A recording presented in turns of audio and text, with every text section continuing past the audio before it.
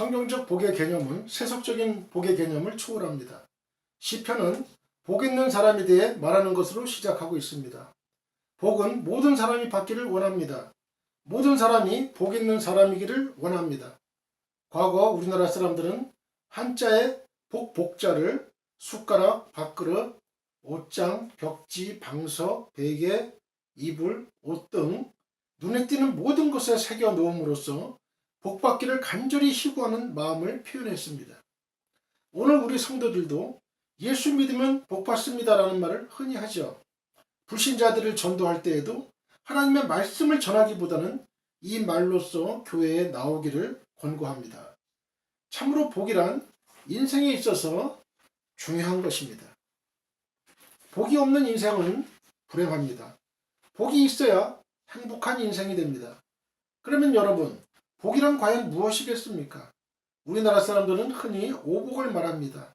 이 오복이란 수, 부, 강령, 유호도, 고종명을 말합니다. 이 오복이 문헌상에 나타난 것은 서경 홍범편입니다. 그 뒤에 여러 경전에 인간 오복에 대한 말이 많이 나오고 시인들의 작품에도 많이 나타납니다.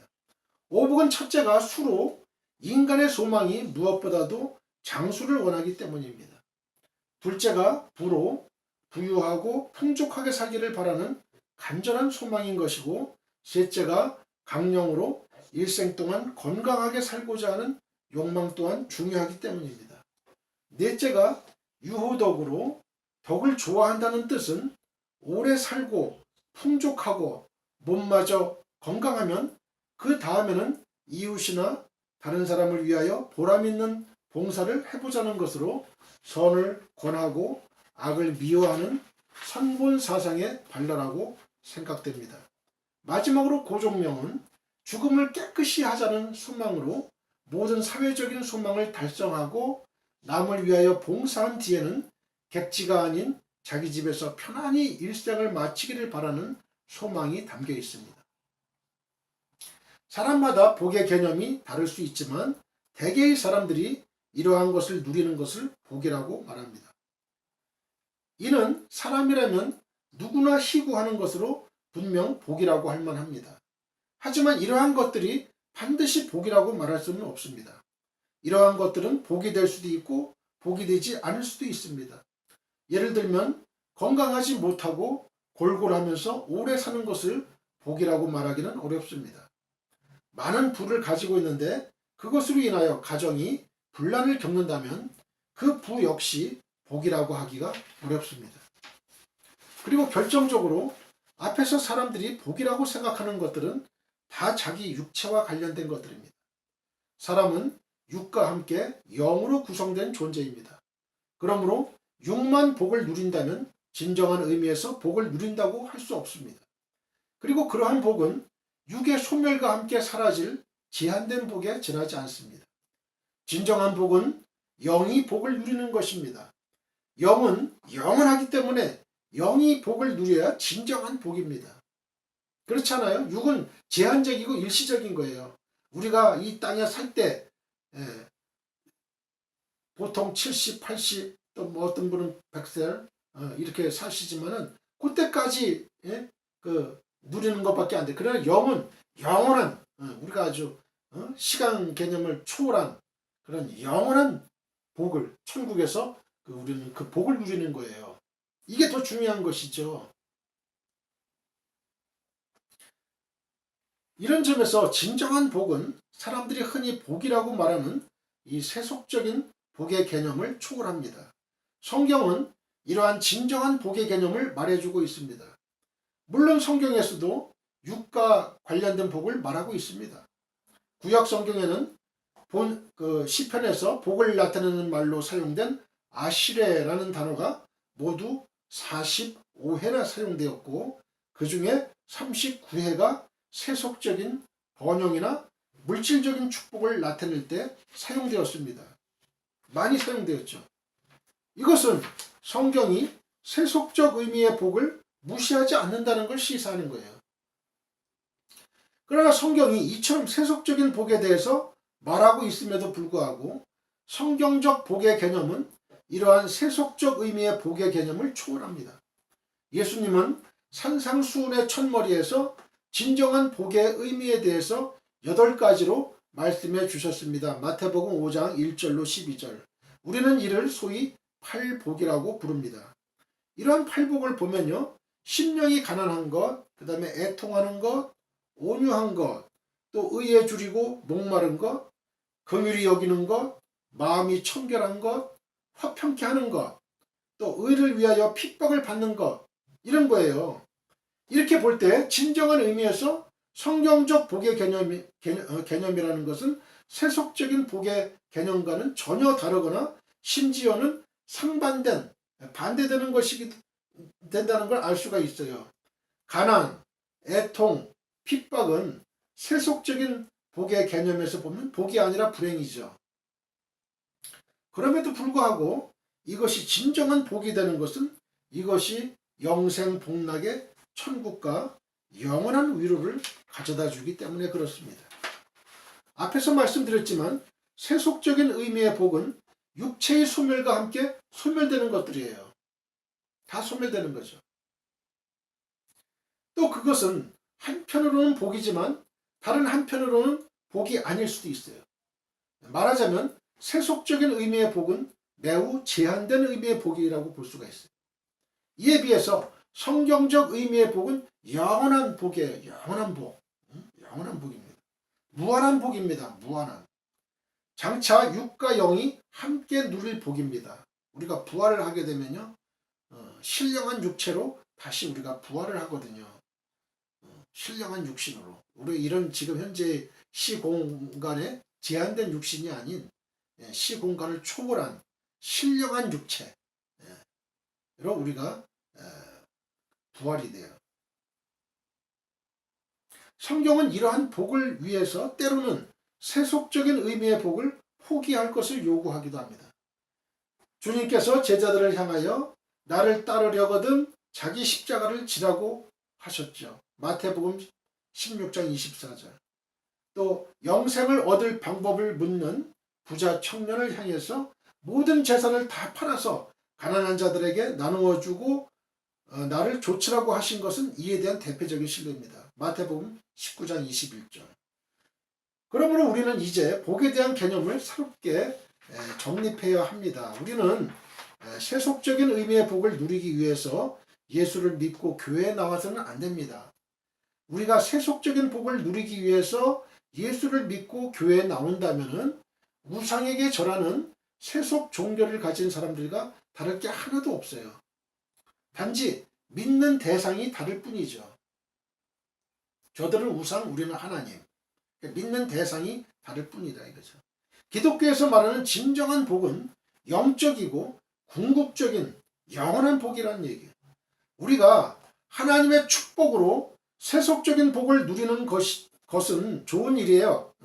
그러나 진정한 복을 위해서는 세속적인 복을 포기하고 고난도 기꺼이 감수할 수 있어야 되는 거예요. 많은 믿음의 선진들이 그러한 삶을 살았습니다. 아브라함은 이 복을 위하여 본토 친척 아비집으로 표현되는 세속적인 복을 버렸고요. 모세는 애굽의 바로의 아들이라 하는 왕자의 그 직위를 버리고 궁전을 버리고 주의 백성과 함께 고난받기를 자처했던 거예요. 왜 그들이 모세가 그랬을까요? 모세가 바보라서 그랬을까요? 가만히 있으면은 이 애굽의 왕이 되는 거예요. 지금의 미국의 어떤 그런 권력, 전 세계를 뭐에 대한 영향력, 이건 비할 바가 못 돼요. 그때는 애굽이 아주 통치를 한 거니까, 아주 강력한 통치를 한 거니까요. 그런데 그 왕되기를 포기한 거예요. 왕자로서. 가만히 있으면 왕이 됩니다. 또 주의 제자들과 초대교회 성도들도 기꺼이 핍박을 감수했어요. 심지어는 자신의 목숨을 주님을 위해서 바치고 복음을 위해서 바치고 순교하기까지 했잖아요. 여러분들도 진정한 복을 위해 이와 같이 되시기를 바랍니다. 누가복음 6장 22절. 인자로 말미암아 사람들이 너희를 미워하며 멀리하고 욕하고 너희 이름을 악하다 하여 버릴 때에는 너희에게 복이 있도다. 이 예수님 말씀하신 거예요. 야고보서 5장 11절에 보라 인내하는 자를 우리가 복되다 하나니 너희가 욥의 인내를 들었고 주께서 주신 결말을 보았거니와 주는 가장 자비하시고 긍휼히 여기시는 이시니라. 또 악은 점증성이 있습니다. 점증성. 점점 증가하는 그런 성질이 있다 이거예요. 1절을 보게 되면 복 있는 사람은 악인의 길을 좇지 아니하며 죄인의 길에 서지 아니하며 오만한 자의 자리에 앉지 아니하는 자라고 말씀하고 있습니다. 2절이 복 있는 사람의 특징을 적극적인 측면에서 말한 것이라면 1절은 복 있는 사람의 특징을 소극적인 측면에서 말한 것이라고 할 수 있습니다. 여기에 보면 의인이 삼가야 할 것들이 세 개의 동사와 세 개의 명사 또 세 종류의 악인을 통하여 점점적으로 제시되고 있습니다. 먼저 세 개의 동사는 좇다, 서다, 앉다입니다. 여기서 좇다라는 말은 따르다라는 뜻으로 어떤 대상을 추종하는 것을 말합니다. follow, 따르다. 다음으로 서다, stand. 서다라는 말은 적극적으로 참여하는 걸 말해요. 적극적으로. 그리고 앉다, sit. 앉다라는 말은 어때요? 주도하는 자리에 있는 걸 말해요. 거기에 아주 푹 빠져 있는 걸 말하는 거예요. 옴짝달싹할 수 없는. 그러므로 이 세 동사는 악을 행하는 사람들의 행동의 점진성을 나타내고 있습니다. 즉 악인은 처음에는 악을 행하는 자를 추종해요. 추종. 악을 행하는 자를 따라가다가 추종하다가 그 다음에는 자신이 악에 적극적으로 참여하게 돼. 이제는 자신이 적극적으로 악에 참여하게 되고 나중에는 자신이 악을 주도해 나가는 거예요. 리더가 되는 거예요. 악을 주도하는 리더가 되는 거예요. 이게 점증성이라는 거죠. 점증성. 다음으로 세 개의 명사는 꽤, 길, 자리입니다. 여기서 꾀는 권고, 충고, 방침을 뜻합니다. 그러므로 악인의 꾀를 좇는다는 것은 악인의 충고를 받아들이는 것을 말을 하는 거예요. 그리고 길은 가치관이나 생활 양식을 뜻해요. 따라서 죄인의 길에 선다는 것은 죄인들의 가치관과 생활 양식을 자기의 것으로 받아들여서 이 악인들과 하나가 되는 걸 말해요. 하나가 되는 거예요. 죄인들의 가치관과 생활 양식을 자기의 것으로 받아들이는 거예요. 자기의 것으로. 그래서 이 악인들과 하나가 되는 거. 또 자리는 확고부동한 위치, 포지션, 확고부동한 위치를 말하는 거예요. 즉 악을 꾀하고 주도적으로 이끌어가는 위치를 말하는 거예요. 리더. 악을 주도적으로 악을 꾀하는 리더. 이렇게 볼 때 여기서도 악의 점증성을 확인할 수가 있어요. 끝으로 세 종류의 악인은요. 악인, 죄인, 오만한 자입니다. 여기서 악인은 의인의 반대 개념으로 하나님을 거역하는 사람을 말해요. 하나님을 거역하는 사람. 다음으로 죄인은 고의성과 의도성이 두드러진 악인을 말해요. 죄인은 고의성과 의도성이 두드러진 악인. 그래서 앞서 말한 그 악인이 사악한 사람을 좀 막연하게 지칭하는 것이라면 죄인은 적극적으로 구체적으로 사악한 사람을 말해요. 끝으로 이제 오만한 자는 하나님을 멸시하는 자, despise. 하나님을 멸시하는 자를 말합니다. 하나님과 하나님의 말씀을 모독하는 자들입니다. 마태복음 7장 6절에 예수님께서 말씀하신 거룩한 것을 짓밟는 돼지에 해당하는 자들이에요. 거룩한 것을 진주를 보화를 돼지에게 던지지 말라 그랬죠. 왜? 이 귀중한 걸 몰라요. 막 짓밟아요. 하나님을 짓밟아요. 하나님을 모욕해요. 귀한 것으로 보지 못하는 거예요. 이렇게 볼 때 이 1장 1절에 나오는 세 종류의 악인들도 그 재질이 점점 악해져가는 점증성을 보이고 있음을 알 수 있어요. 점점 그 재질이 더 나쁘다. 우리가 판사들이 이제 판결 내릴 때도 재질이 나쁘다. 재질이. 죄의 질이 나쁘다. 카라티가 나쁘다 이거예요. 그러면 중형을 때리죠. 중형을 선고합니다. 결국 이러한 사실은 악이 점증성을 지니고 있다는 걸 보여주는 거예요. 그렇습니다. 악이란 잘하는 특성이 있어요. 잘아요. 가만히 있는 게 아니야. 악이라는 건 잘하는 특성이 있어요. 그래서 악인이라고 해서 처음부터 극악무도한 자였던 건 아니에요. 악인도 처음에는 악인의 끼를 좇는 것에서부터 follow, 따르는 것에서부터 시작을 하는 거예요. 그러나 그렇게 처음에 한두 번 악인의 끼를 따라가다 보면, 좇다 보면 점점 악인들의 가치관이나 생활 양식이 곧 나의 가치관과 생활 양식이 되고, 나중에는 그 자신이 악을 주도해 나가는 위치에 서게 되는 거예요. 리더가 되는 거예요. 악을 주도해 나가는 리더가 되는 거예요. 왕초가 되는 거예요. 두목이 되는 거예요. 보스가 되는 거예요. 이런 이유로 악은 아예 처음부터 금해야 되는 거죠. 사도 바울이 데살로니가전서 5장 22절에서 악은 모든 모양이라도 버리라고 권고하는 이유가 여기에 있습니다. 우리 속담에도 있죠. 바늘도둑이 소도둑 된다라는 말이 있는데, 이 역시도 악이란 처음부터 경계하지 않으면 안 되는 것임을 교훈해 주는 것이에요. 특별히 악은 마치 마약과 같이 중독성이 있습니다. 중독. 마약은 중독이잖아요. 중독. 마약, 아편 이런 거. 한번 중독, 술 중독, 담배 중독, 헤어나지가 어려운 거예요. 그래서 한번 발을 들여놓으면 도무지 끊기가 어려운 거예요. 도무지 끊기가 어려워. 그래서 악은 아예 흉내도 내지 말아야 되는 거예요. 사랑하는 성도 여러분, 악인들은 끊임없이 우리 성도들을 유혹하고 낍니다. 그리고 그들의 끼는 말은 참으로 달콤해서 현혹되기가 쉬워요. 그래서 한 번쯤은 괜찮겠지 하고 악인의 끼를 좇는 사람들이 있어요. 그러나 그렇게 한 번 악인의 끼를 좇게 되면 두 번, 세 번 좇게 되고 결국 죄인의 길에 서게 된다는 겁니다. 그리고 나중에는 자신이 악을 주도하는 리더가 된다는 거예요. 그렇습니다. 악이란 마치 봄날 비 온 뒤에 죽순이 순식간에 자라는 것처럼 순식간에 자라서 그 사람으로 하여금 악을 주도하는, 악을 리더하는 그런 사악한 자로 만들어버리는 거예요. 그러므로 여러분은 악의 이러한 특성을 잘 알아서 악은 처음부터 경계하시기 바랍니다. 악은 어떤 모양이라도 버리시기 바랍니다. 잠언서 14장 9절, 미련한 자는 죄를 심상히 여겨도, 죄를 가볍게 여겨도 정직한 자 중에는 은혜가 있느니라. 미련한 자는 죄를 가볍게 여겨요. 가볍게 여겨요. 야고보서 1장 15절 보게 되면 욕심이 잉태한 즉 죄를 낳고 죄가 장성한 즉 사망을 낳느니라. 욕심이 잉태하면 욕심을 자꾸 갖게 되면 죄를 낳게 돼요.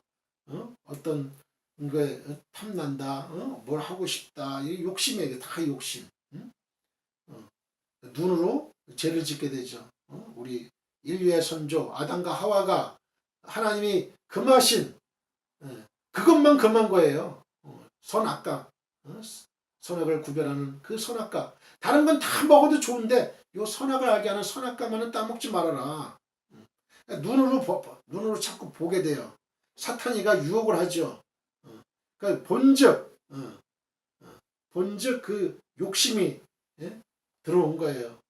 네가 이 선악과를 따먹는 나라는 하나님과 같이 되리라. 네 눈이 밝아서 하나님과 같이 되리라. 결국은 제약을 발견한 거예요. 제약을 알게 됐고 그의 수치심이 들어왔고요. 그래서 결국은 보고 그 욕심이 생겨서 따먹게 된 그 행동으로 이어진 거죠. 그러니까 죄가 오니까 욕심이 잉태하니까 죄를 낳았어요. 죄가 많아지면 어떻게 돼요? 사망이 오는 거예요. 사망. 죄의 삭은 사망이니라. 죄를 이렇게 많이 짓게 되면 결국은 사망으로 가는 거예요. 지옥으로 가는 거예요. 하나님께 기도드리겠습니다. 지금도 살아 역사하시는 하나님 아버지, 은혜를 감사합니다. 오늘 복 있는 사람과 악인에 대해서, 의인과 악인에 대해서 저희들 말씀을 들었습니다. 하나님 아버지, 저희들은 하나님의 율법, 하나님의 계명을 잘 지켜서 순종해서 의인의 길에 서서 우리의 인생이 형통하고 축복을 받는 그러한 인생의 소유자들로 다 삼아 주시고 악인의 길은 악인의 모양은 어떤 모양이라도 따르지 않는 취하지 않는 근처에도 가지 않는 악인의 근방에 결코 가지 않는 저희들 에게 도와주시옵소서. 악은 모든 모양이라도 버리라는 하나님 말씀 따라 저희들은 악인과 함께 악인의 노는 물에서는 절대 가지 않는 그러한 저희들 되게 도와주시고 항상 살아계신 하나님의 말씀만을 청종하고 하나님의 말씀에 순종해서 살아가는 저희들 되게 도와주시옵소서. 그래서 저희들 하나님이 주시는 평화와 또한 축복을 영원한 축복을 받아 누리는 저희들 되게 도와주시옵소서. 감사하며 예수 그리스도의 거룩하신 이름으로 기도했습니다.